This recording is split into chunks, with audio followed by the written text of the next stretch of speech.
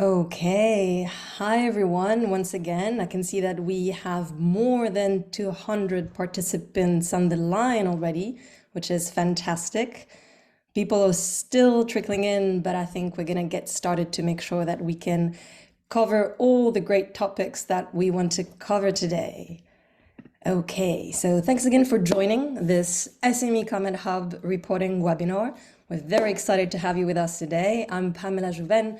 I'm the director of the Hub, and I wanted to take a few minutes to give you a brief overview of what we're going to cover today, and of course, also introduce our fantastic speakers. So I do realize that a lot of you will have made the commitment on the Hub already and be familiar with our activities, but if you are new to our community, know that the SME Climate Hub is a global initiative that was founded to help small and medium-sized enterprises, or SMEs, which for us are businesses with under 500 employees, so to help these businesses take action. And we do this in a variety of ways, mainly by providing you with free tools and resources to help you measure your emissions, of course, take action on these emissions to reduce them, and also report your progress.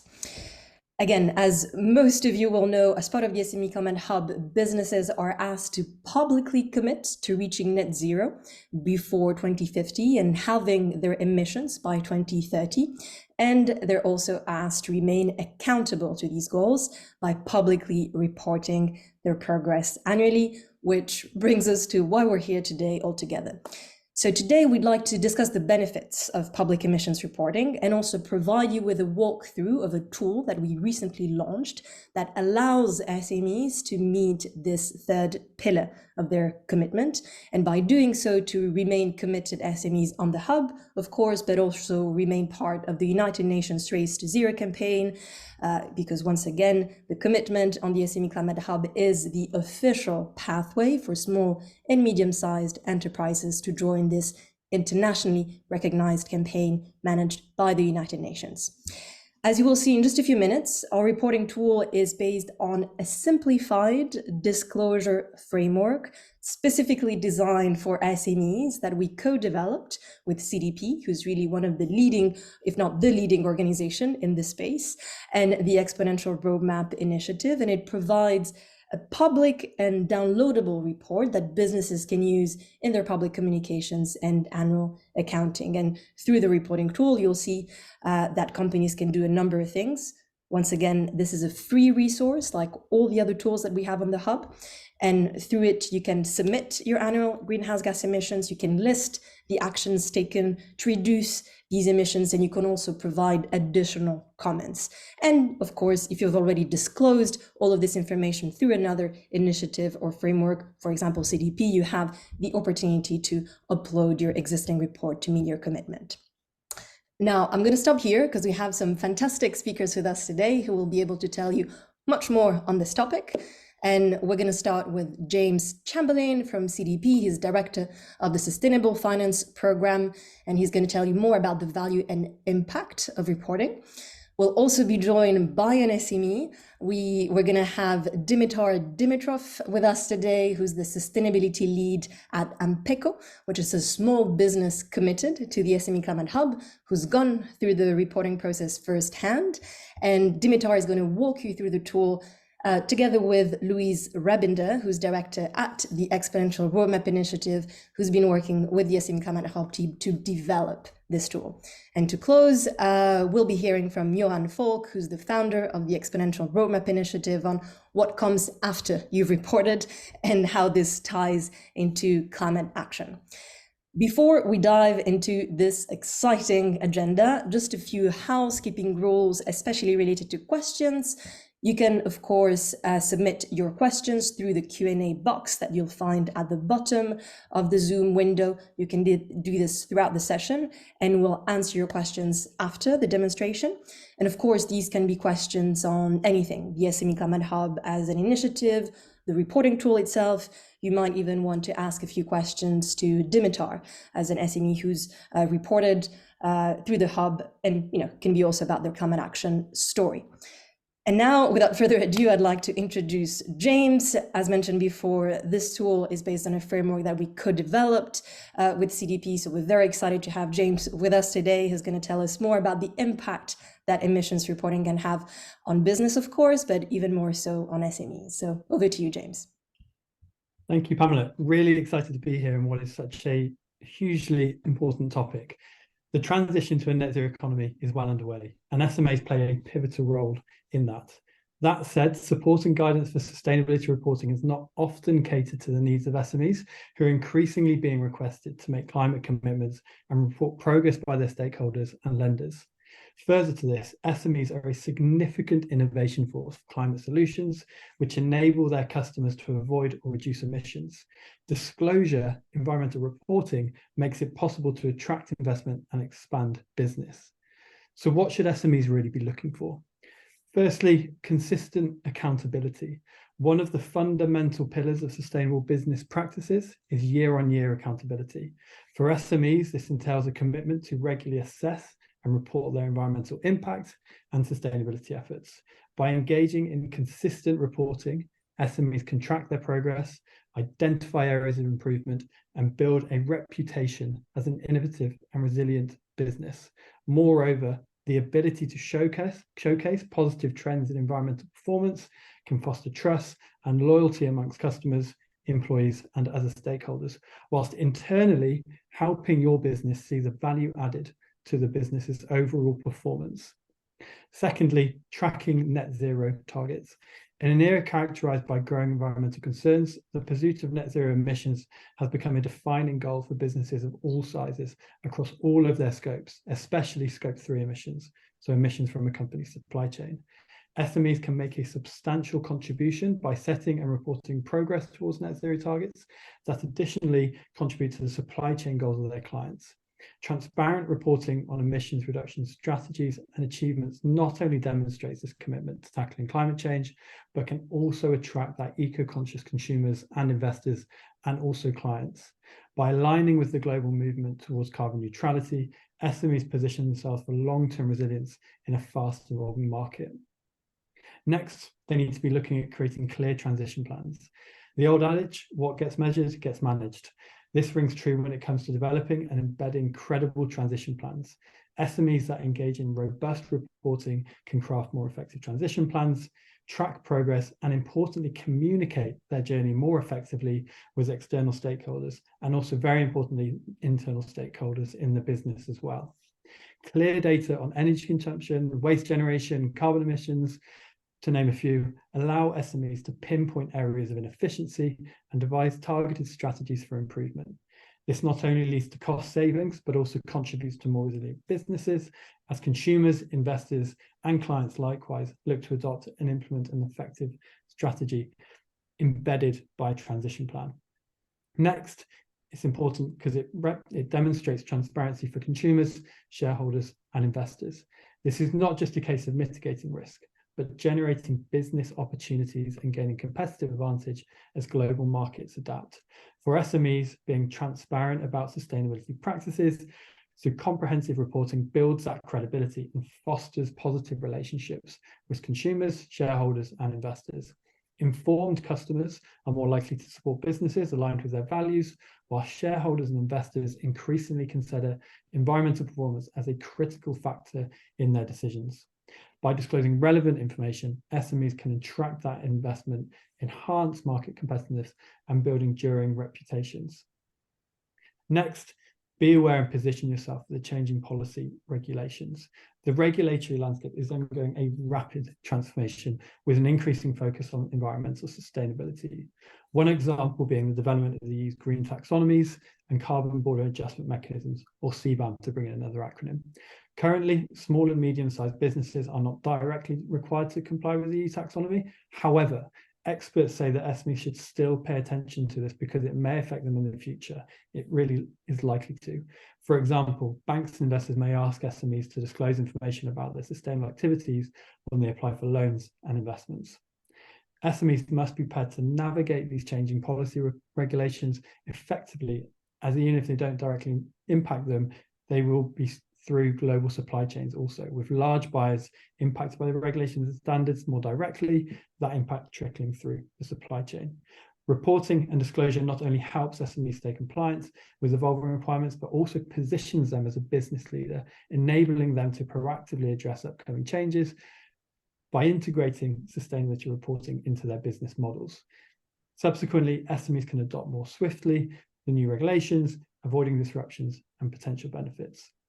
So how do we all get started on this? Firstly, don't let perfection be the enemy of the good. Just get started. And we have a framework to help. The SME Climate Disclosure Framework is built upon CDP's expansive experience working with corporations and is intended to be a simple, flexible, easy to use and understand and accessible tool to all. The framework improves the SME's ability to report their climate impacts and strategies to multiple stakeholders and will provide a foundation for implementing simplified reporting tools on the SME Climate Hub. The framework provides a key climate-related reporting indicators and metrics that SMEs should be reporting on and encourages setting targets grounded in science. Its modular design provides flexibility for SMEs and data requesters to tailor the use of the framework for their disclosure needs. So we were delighted to have launched this framework in partnership with the SME Climate Hub that caters specifically to the reporting needs of the SMEs. We now look to maximize alignment moving forward, ensuring the framework empowers SMEs to take climate action and in turn increase their resilience to climate change and allows them to play an active role in the transition to a low carbon, nature positive economy. Thank you very much. Thank you so much, James, for making the case so eloquently for emissions reporting. It was really great for you to make the time for us today, and I hope that you'll also be able to contribute to the Q&A session later. So as James brilliantly said, emissions reporting is a great way to navigate the changing expectations of all the stakeholders that SMEs are having to deal with, from governments and related regulations all the way to buyers, investors. So hopefully we'll have convinced all the SMEs on the call today. Now, let me introduce you to our two speakers who are going to walk you through the tool. I'm Pekko, first of all. I commit a small business from Bulgaria, and we have Dimitar with us representing the business today. He'll walk us through the process of successfully completing the report through the SME Climate Hub reporting tool, and he'll be joined by Louise Rebender, once again, director at the Exponential Roadmap Initiative, who's been developing this tool with us. So over to you both. Great, and thank you so much for having us, and I'm very happy to be here. We will be doing a little bit of a demo first, just quickly showing you the tool and making you a little bit more familiar with it if you haven't seen it. And then Dimitar will take you through what they have done from Pekko's side with actually going through the tool and filling in what needs to be reported through that. But I will start with some screen sharing. And you should be able to see my screen now, just to take you through this resource. So I have just logged on to the SME Climate Hub. So this is what it looks like. And I will find the reporting through going to resources and then report. And here I will find some information about the tool that is useful, but we will go straight through this button to the welcoming page of the tool. And here you find information again, but I want to point you to two interesting resources here. And one is the rules for reporting, which is actually an FAQ, frequently asked questions. Here you will find a lot of good information about questions and how to solve those questions or issues that you may have. So you can look at that, but also the info at smeclimatehub.org. That is if you have questions that you cannot find support for through this FAQ, and then you can write questions or comments to this mail address. But we will go to the tool, and here it is. And by the way, I really liked what James was saying there about how we came up with this tool and what it's used for, and the importance of simplicity and transparency. And that is really what is about this tool. It's pretty straightforward. But you can see here on the left side, you have a few tabs that you will go through. And as per the usual, you will find these little stars saying if things are mandatory to fill in or not. However, even if it's not mandatory, I really recommend that you go through those non-mandatory tabs, as they may be very interesting for you. Depending on your business, you will find a lot of valuable information also there that is beneficial for you and when you are going to report. I'll show you a little bit about that. But we are at the introduction page. You will find a little bit of details for each page as well. First page is getting very simple information about your company for us to have. But let's go to the commitment and targets page just to learn how to navigate. And this is very simple, but it's always nice to get a little bit more familiar. Here we find information about, or requests for information about, net zero targets and near-term targets. We talk about scope 1, scope 2, scope 3. And it is a little bit of climate lingo. Therefore, we have these information boxes. So please look at those when you answer to understand better what it is about. And also a little bit more information you may already know, but it could be good to remind yourselves of what is scope 1 and scope 2 emissions and scope 3 emissions, which is not mandatory, however, very, very interesting. Also, for the sake of transparency, it's always good to comment on your targets. Comments can be both for what you have entered, but it can also be for what you have not entered, which is also interesting. Writing about what is challenging that you want to have in this report, that's also very beneficial. And it's also good to understand that if it's difficult for you, it's probably difficult for other people too. I want to highlight own emissions. That is scope 1 and scope 2. There you will go into a little bit more detail, and Dimitar will show you a little bit about that. You will, as an example, find the very interesting purchased electricity. Electricity is one thing that most of you will be working on.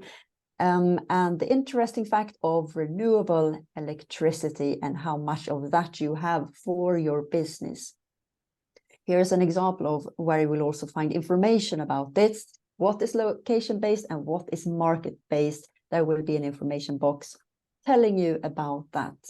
So don't fear, there is a lot of good information here and also in this frequently asked question document that you found on the previous page.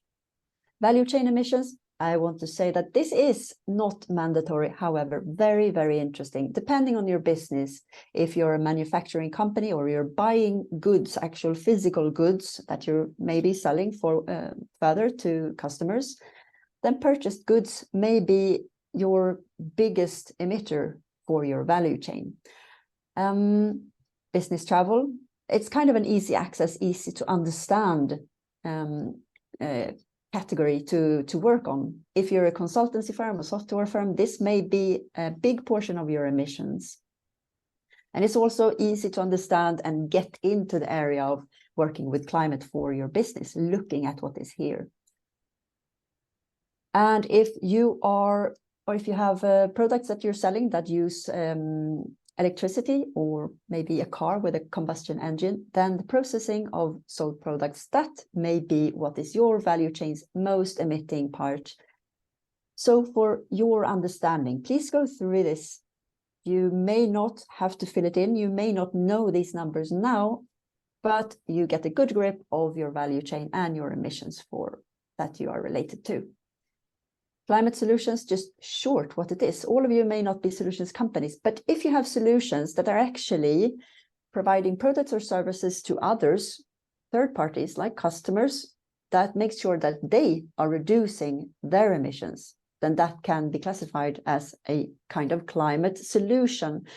So it's good for you to understand, do you have climate solutions actually? Because some actually don't know that they do. Is part of your portfolio those kinds of solutions or none of it? Should you try to steer towards having climate solutions or can you not? It's good for you to understand. And I think I will stop there. It's kind of self-explanatory, like talking about your plans to reduce. Please explain. You have lots of comment boxes. Another interesting button is, of course, the save button. You can be several people working on this report, however, only one at a time. Make sure that you save in between. And then this other interesting button is for the actual reporting when you are done. And through that, and I think I covered what I wanted to say, I will bring in Dimitar. Thank you so much for being in this call. I will stop my sharing. Hello, everyone. It's great to Hi, be and here. Thanks for the invitation. So sharing my screen now. Let me yes, know when you please. can But see it. first, I Of would course. like for you to introduce yourself and a little bit about Pekko, what you do as a company. Yes, so we are a small and medium enterprise, of course. We create a software solution, a software platform for charge point stations for electric vehicles. And we've been growing very fast at the moment. And we have kickstarted a number of sustainability initiatives. So, reporting greenhouse gas emissions was one of the core tasks in the beginning. This is your first time reporting? Yes, it is. So in this year, we reported for 2022 for the first time. Great. So First ever. please take us through a little bit of what you were thinking when you were going through this tool. And let's take it page by page, and we'll have a few questions in between. All right, feel free to ask. So I will just do quickly what we've been doing. I'll basically replicate the report, which you will be able to find in the SME Climate Hub resources. So we reported for the entire year of 2022. The first page asks you to enter some basic data. So I think, reporting year, what was the revenue? We had about 50 employees during the year, and I say about because the number was changing constantly. So on average, we said, it's 50. So from here, we start talking about our commitments and targets. So we're very proud of actually having committed to becoming net zero by 2030. This is one of our key pledges. We actually we use this SME Climate Hub pledged company badge quite often. So it's really working well for us. We have made the commitment in 2021, but we were using 2022 as a baseline year, since this was the first year in which we produced any data. We don't have a target for a scope 1, just because we don't have scope 1 emissions. But still, this is a mandatory field, so I'll be entering 0 here. For scope 2, we do have a target of 50% reduction by 2025 compared to our baseline year of 2022. No targets for scope 3. Saving. Can you, Dimitar, if you go back to the previous one, the difference there between scope 1, scope 2, scope 3, can you just clarify a little bit? You don't have a target for 1 because, and also not for 3. So we have to develop our data for scope 3 a little bit more in order to be making some targets. So for the first year, we won't be making any commitments, but we definitely want to be making one in our second year of reporting, that is, next year. As mentioned, for scope 1, we don't have any emissions to declare there. This is why it's 0%. Does this answer your question? Thank you. Okay. Moving on to the next one. So own emissions. This is where we actually input the actual numbers that we received from our greenhouse gas inventory effort. So we calculated these emissions through using the Normative Tool. If you're not familiar, it's a pretty neat and simplified tool. You input basic information that you have, and it gives you the emissions amounts. So, and just to clarify, the Normative Tool, the calculator, is a tool that is offered here through SME Climate Hub, and that is yes, the one you use. This is how we found it, and yeah. it says it's also, I think, endorsed or created in collaboration with Google. So this sounds pretty solid. But also one caveat there is that this tool is actually, based on what it says, applicable for companies of 50 or less people. So it's not really suitable for larger companies than that. But at the time, our average was about 50. So we decided to go for it. Probably next year we'll have to use a more sophisticated tool, considering that our size has changed. But anyway, moving to scope 2, we do have 6.7 metric tons of CO2, carbon dioxide equivalents. Our total energy consumption for the year was 18,000 kilowatt hours. We did not use any renewable energy. How did you find that out, Dimitar? Our electric bills. And that's a pretty simple figure usually. Yeah, it should not be hard to come by. So we come back to the breakdown. The total number is 6.7. It actually all comes from purchasing electricity.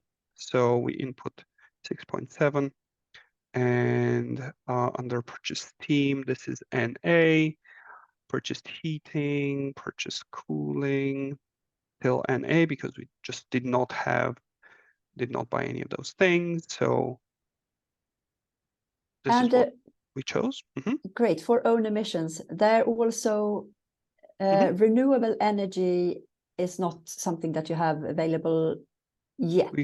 We do have plans. You do have plans to calculate. Integrate renewable energy. You can show maybe there on the scope 2 emissions. Yeah, well, we don't purchase electricity. Yeah, it's over here. If there's any percentage of renewable energy, that would be great.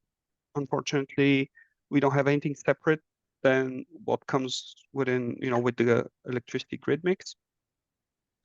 And I guess this number is taking, the electricity grid mix carbon intensity into account when calculating it. So separately, we do not buy anything, and we plan to buy, but for our first year we didn't. So that's how we responded here. All right, so moving to scope 3, this is the fun part.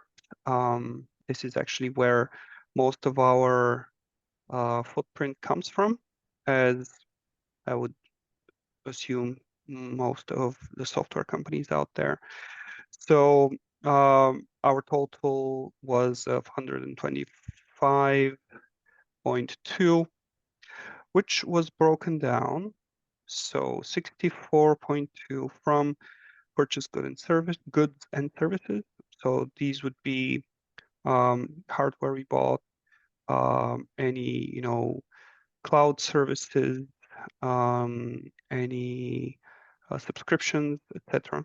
Sorry, my bad. So 64.2. And how did you find that out? Maybe you can take those that you have used, how you found it out as well. Yeah, well, basically on this is based on financial data. So we input how much we spent, and it averages them unless we have better data. I think we've also used carbon footprint calculator tool of the cloud computing service that we have used. So we reported directly the carbon footprint number from there. So it really calculates pretty easily and pretty nicely. And I can just add there that finding out the value chain emissions is it's not easy and will probably never be exact. So estimations is what you usually use in these cases. Yes. In most cases, and that is good enough because usually you can also find out what activities you can do to improve, even if it's just estimates. Exactly. That's the reality of carbon accounting, but it's definitely way better than nothing. So the other half of our scope 3 comes from business travel, 61 metric tons. We come to downstream emissions from scope 3. So everything here is NA. Well, maybe we can clarify downstreams versus upstreams. So downstreams is towards customers more or less, and upstreams is more of the supplier direction of your value chain. Yes, correct. For now, based on the data that we had in 2022, none of those are applicable as categories. But still, seeing the breakdown here as a first-time, responder and company that measures for the first time, this definitely gave us a good idea of, what are the categories that we should be gathering data for. So hopefully next year we'll be having, more data to provide there in order to, track those and see how they impact our carbon footprint. And there's a comment box there at the very bottom. Before you click save, describe the calculation method and comment on accuracy. Yeah. What I would input here is use the Normative tool, accuracy, like I mentioned. Yeah, and accuracy, that is just because it's not easy to get the exact data or impossible. So therefore you can leave a comment for the accuracy that you think based on your calculation method. If you used if you used emissions per the spend that you have looked at your finances, or if you have emissions per product or other types of estimations, you can mention that there, which can be interesting also for others to know, because they will probably ask. Yeah, this is why I wrote this comment there. This is, that's how we're doing it. And this was a really good comment by James as well earlier when he was speaking. He said, start somewhere, and this is what we decided, to just go for it, proactively see what we can get for a first year, and build on that. And thankfully, there are some pretty good tools out there that can help. All right, so we come to the next section, which is actions and plans to reduce emissions. We marked this as a yes. So reduce emissions in line with my commitment. My company has a plan and is taking action. So regarding owned facilities, we have a comment where we said, we're moving into a new building in 2024. So this will help us get, better data for sure, and more data. So looking forward to see what kinds of benefits there will be. Yeah, just I don't know if people are reacting to when it comes to emissions, and it says own processes there, and it could be like in a factory, if you have you're emitting gases through your manufacturing process. Yes. So it doesn't have to be CO2; it could be other types of greenhouse gases as well. Exactly. So something that has occurred into our own operations.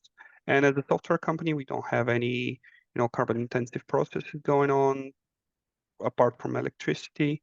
This one would technically be applicable if it turns out that at our new office location, there will be actual local burning of fossil fuels happening. This is not the electricity part. This is the electricity part. Yes, we do have more targets here related to that. Mainly, as I mentioned, we plan to use renewable electricity if that is possible. So we'll see how this will play out. So purchase steam and heating, no targets related to those, and no targets in scope 3 at all. As I mentioned, hopefully next year we'll be ready to be more specific and set more targets. We have not asked our suppliers to join us yet, maybe something to do. But yes, we definitely have communicated our commitments and actions with all our stakeholders. And communicating to suppliers and to stakeholders is actually one of the things that we really promote in this area, so that others can also start taking the action, starting with the journey as soon as possible. So it's great that you have that in mind as well. Oh, for sure. And also communicating to customers and stakeholders like you have. That's fantastic. Yes. Climate solutions is a pretty favorable section for us because we are a lucky company who can actually say that 100% from our revenue comes from a climate solution, and that is EV charging, as you can imagine. So we've provided a bunch of information here on how we assume that, and we also answered yes to this question: are you investing in climate and or nature outside your value chain? Answer is yes, and we have invested in a couple of nature restoration projects and tree planting initiatives. We did not provide any information in these spots. So moving on to the next one, management and strategy. So we come to the part of the questionnaire where it's mostly text responses, so having to provide more information. So is responsibility for climate strategy and action clearly allocated at executive and board level? Answer is yes. And as a comment, we have received, for example, a request from our investors to provide this type of information. Is there board level oversight? Yes, there is. Can you, the importance of that, to have board level oversight and the executive team being part? Yeah, well, it's pretty straightforward. The higher the oversight comes from, and the higher in the hierarchy of a company the policies are enacted, the better.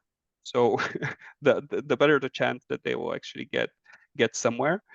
So we make sure we have buy-in from the highest levels of the company. So this is how we how our chances get bigger to make stuff happen. And it's great that our management is pretty responsive. Okay, have you analyzed whether your strategy, business model, and product are aligned with the latest climate science? Yes, we have conducted a secondary research to analyze the benefits of our solution. I can also say that that analysis is pretty interesting, even if you find out that it's not really aligned with science. You need to know that as a company to know where you stand as well, or like half of your strategy, none of your strategy, or all of it. Yeah, we you do are have like a company. We are, and we're using some widespread methodologies to calculate, carbon benefit, if you like, or use a similar term, but basically it's what we're doing, how our solution helps, decrease, carbon emissions. We have not yet done any, climate risk assessment. So probably something, it's not probably, but it's actually something on our list. Can you clarify, what does it mean with the climate risk assessment? I think it's something that is straightforward. It's basically you assess all the aspects of your company, your suppliers, your product, your operations, and identify risk areas. And this is how you this helps you identify the areas where you actually have to be potentially investing more in order to achieve your goals, or to be focusing more efforts. Does that help? Yes, also one way of thinking of it is of how climate may actually be a risk to your supply chain, let's say, ensuring that you can have a stability to your inflow of goods, as an example. Yeah, well, we haven't haven't reached that point to start working on that, but I'm pretty sure that there are some standardized guidelines on how you can perform one. So we'll be looking into that. Have you integrated climate and nature in your mission statement? Yes. The comment here is we refer to innovations that are good for the climate. We also do have an environmental policy in place. Do you contribute to accelerating climate action in society by influencing peers, government, employees? Yes, we are members of industry associations in Europe. Also, we try to get outside verification. For example, we just got B Corp certified. So this is how we're trying to, by providing these SME Climate Hub pledges, and making all those actions to get others to follow us and do the same. Finally, results, challenges, and outlook. So again, more text. Comment on the result. Pretty standard. We've just provided a link to our sustainability report, our first one, which includes this data and more information about our strategy.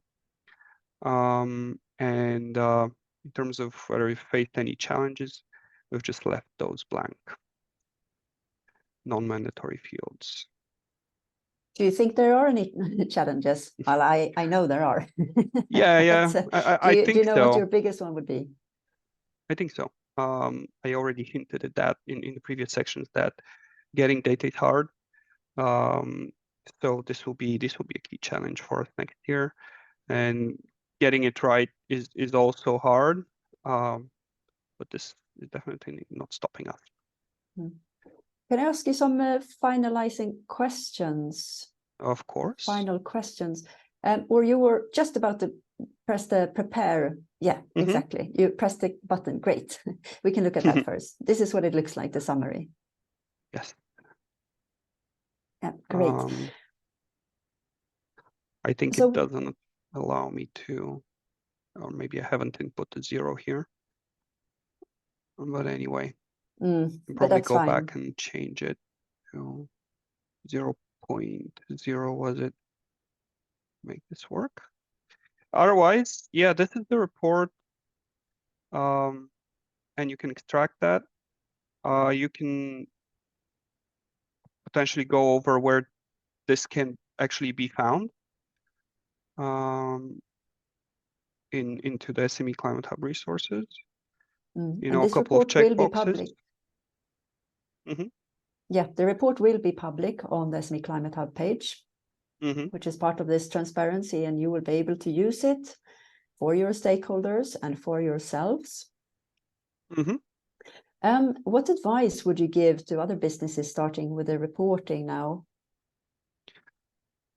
I would say our biggest takeaway is, don't be shy. Don't wait until you have, the perfect data. Just give it a try. The whole process actually gives you a lot of guidance on what you actually have to get as data to do this. Maybe not on the first try, maybe on the second or the third. But just do it and see where it lands. Yeah, that's very good advice, and I very much agree. And I think we will actually go over now.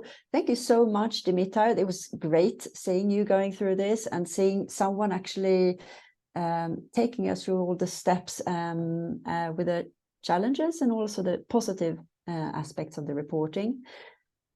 So we will go over to Q&A. My pleasure. Thank you, Dimitar. We will go over to Q&A. Please put on the camera, those that will participate here, and I will start with handing out some questions. And I can start with you. Question for Pamela. It's great, Dimitar. You stay here on as well. How can emission reports submit reports?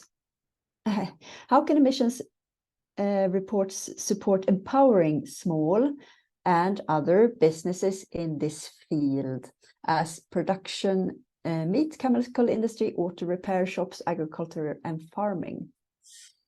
Yeah, thank you, Louise. So, we covered some of this in the introduction already. So a lot of these businesses will be part of global supply chains, right? And so you will have to deal with stakeholders going forward who will have set targets for themselves, emission reduction targets, and will be also looking at their suppliers to help them meet these targets.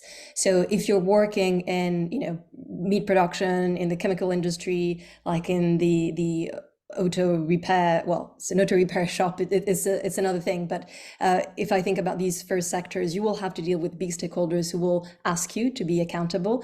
And in other sectors, such as the auto repair shop one, which is slightly different, you will also have to deal with consumers and clients who might not be big businesses, but will be increasingly looking to work with businesses that are climate conscious and that are taking action. So it goes back to the business case that we made at the very beginning. So the changing expectations of all the stakeholders that you're having to deal with as an SME, and how you can help meet these expectations to make sure that you become resilient as a business. Thank you, Pamela. I have another question for you. And that is, first, is the reporting tool a complement or a replacement of the calculator? But we can say that it's a complement, right? 100%. I saw that question in the Q&A box. It's a really relevant one. Absolutely, it's a complement. So the BCC, as we call it, the Business Carbon Calculator, is a tool for you to come up with your own estimates. It's not the data that you input into the calculator is definitely not public. It's just one of the tools that you have access to through the hub to help you come up with estimates, right? And then once you have these estimates, you can add them to the reporting tool itself. You can also use external calculators if for any reason at all that's easier for you, but they're definitely complementary. The reporting tool is the tool that you will be using to communicate your progress to external stakeholders and have an official document to refer back to. And maybe if I may, Louise, I just wanted to add a little bit of background here, because I know that during his demo, Dimitar mentioned that, and rightly so, that the business carbon calculator is optimized for smaller businesses with less than 50 employees. This doesn't mean that bigger businesses cannot use the BCC, the calculator. They're very welcome to do so, but estimates are going to be a little less accurate for these bigger businesses because they will have more complex, sophisticated operations that won't be as aligned with the factors and assumptions that we've been using in the BCC. We had to come up with the right compromise between usability, so making the tool as simple as possible, and accuracy. And so we come up with a compromise that you see. And also, there is no integration between the tools. That was also a question. Yeah, once again, such a relevant question. This is something that we've been thinking about. We want to make the experience as streamlined as possible for SMEs. So we hope that we'll be in a position to, create this interoperability between the tools in the near future, but we're having to proceed by steps. So right now, you're going to have to input the calculator estimates yourself into the reporting tool. But, in the future, we're hoping to facilitate the process. And here is a question for how to calculate emissions as well. and I'll take this to you, Pamela. And that is, how do you calculate emissions for, or how do you look upon emissions for completely remote businesses? That's a good question. I don't have the perfect answer to this. I think that there are different methodologies that are being developed at the moment. I also know that you at Exponential Roadmap, as a matter of fact, are working on specific action models to help SMEs with these questions. So we'll be publishing more information in this regard on the hub very soon.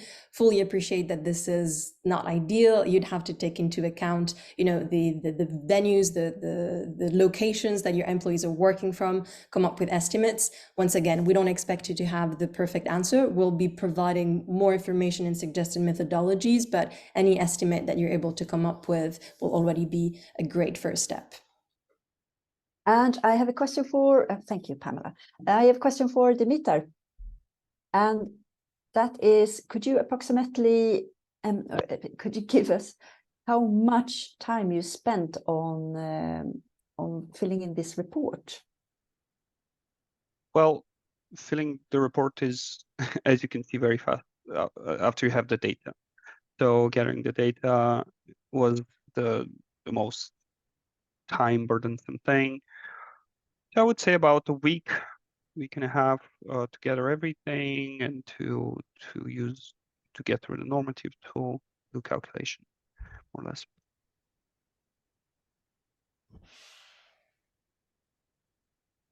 Great, thank you, Dimitar. And really, it is about starting somewhere and then moving on and getting more and more data. And that is not something just for small businesses. We can say that that is definitely for all businesses, big and small. However far you've come, it will always be about improving.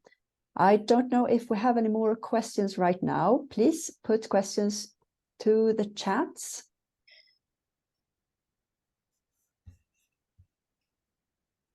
And I think we have a few more in the chat box, Louise, and I appreciate that you've been facilitating this. So I just wanted to flag, because there are many questions in the Q&A. We're having to filter them. So we'll try and come back to all participants with all the answers that you're looking for, but it might have to be after the event. We'll do this in writing in the follow-up email because we have, you know, over 60 questions in the Q&A. So we're really selecting the most pressing ones, and we'll try and answer the rest later on. And Louise, you know, feel free to have a look at, you know, what's in the chat box. I have a question for Dimitar here, and it is, do you think that public disclosure of your emissions will change the way you're working with your business now that you're reporting? Has it changed your operations in a way?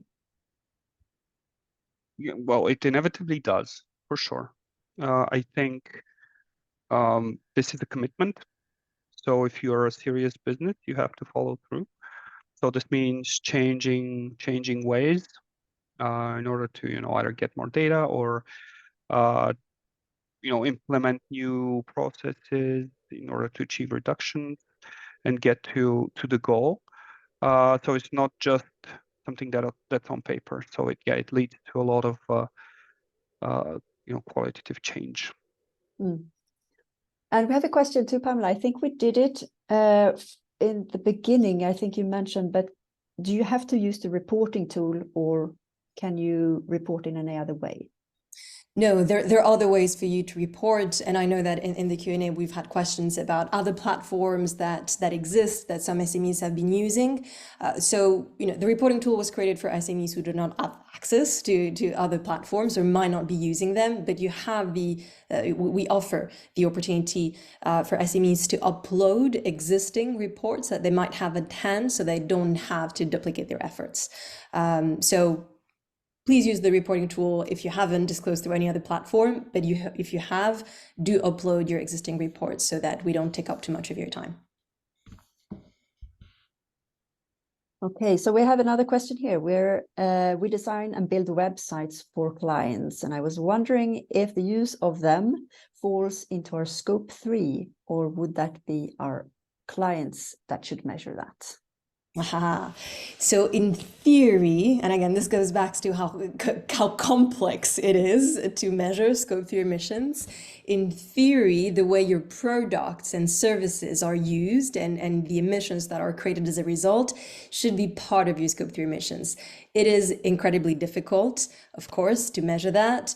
It's already challenging enough to measure your so-called upstream emissions, so emissions coming from your suppliers, even more so to measure emissions coming from the use of the products and services that you sell. So once again, we don't expect you to come up with all this data at once, but more to take a gradual approach, look at which parts of your Scope 3 emissions you can relatively easily estimate based on the data that you have access to, and then just, improve these estimates year on year, really. We appreciate how challenging this can be. Great, and I think that we're going to close this Q&A session now, is that right? I believe How much time do we have? Yeah? Yeah, I believe we don't have that much time, and of course, it would be great to hear Johan's final remarks. So I just wanted to say, again, reiterate that we're really going to try and answer all the questions that were added to the Q&A box in writing, because there were some really, really excellent ones.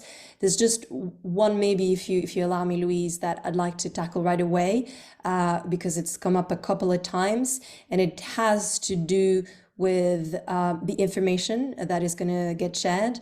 So there's a question specifically about company revenue and whether that's going to get shared externally. So again, we've heard from several SMEs. Going forward, we'll make sure that this is not shared publicly, so that you feel more comfortable also filling in this report. So we're taking this into account, and you will have seen in the emails that we've sent out that we really encourage you to provide feedback on the reporting process so that we can improve it for our community going forward. So feel free to share any comments, and we'll make sure to take them on board. So back to you, Louise. Great, and thank you so much. And I thank also Dimitar for your excellent go-through and walkthrough of the tool. And now I hand over to Johan Falk for closing remarks. Johan from Exponential Roadmap Initiative. Thank you very much. I followed the seminar. I think it's been really excellent, and that you actually proven that it is possible to report. What we really like to do is to make reporting primarily an advantage and an opportunity to grow your business, not a burden. As Pamela said, we see now a very strong trend from banks and from companies and other stakeholders that they will actually request reporting and disclosure. And that's the reason why we really focused on simplicity, trying to make this as simple and straightforward as possible, but still aligned with the Race to Zero criteria and working closely with CDP. And a couple of key points is you can report on actions. You don't have to have perfect measures on Scope 3, but Scope 3 is very important because you might have most of your emissions there. You can start with the actions and also the climate solutions. We also see that you can see this as a starting point. Basically, that's how we've done it in our own operation. Make a report, then set a plan, start to take action. Then you can actually follow up after 1 year. So it's a perfect way to start your climate journey. This is, of course, a starting point, and we like to have your feedback. Reach out with suggestions so we can work together to improve these tools and also add more tools to the SME Climate Hub. So the final call to action is, of course, get started and put together your report. Don't try to be perfect. Use it as a basis for your plan and actions, and reach out to us with your proposals, because we are on this journey together. No one can reach net zero on their own. We will do that together. Thank you.